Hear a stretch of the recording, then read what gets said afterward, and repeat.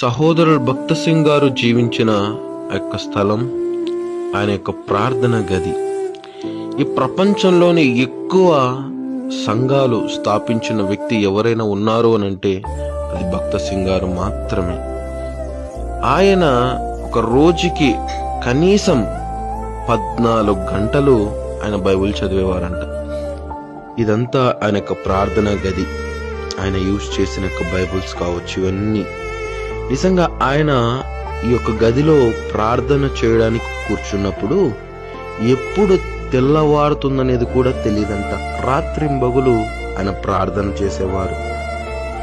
ఆయన మోకరించి ప్రార్థన చేసినప్పుడు ఖచ్చితంగా అవి జరిగేవంట. దేవుడంత గొప్ప కార్యాలు జరిగించేవారు. ఇంత గొప్ప దైవజనుడి యొక్క ప్రార్థన గదిని చూడడానికి దేవుడు ఇచ్చిన గొప్ప అవకాశమును బట్టి దేవునికి కృతజ్ఞతలు చెల్లిస్తున్నానండి. మీరు కూడా వెళ్ళండి. హైదరాబాద్కి వెళ్ళినప్పుడు అవి మీరు చూడకోకుండా ఇలాంటి గొప్ప దైవజనుడు జీవించిన స్థలాలకు మీరు వెళ్ళండి. ఆమేన్.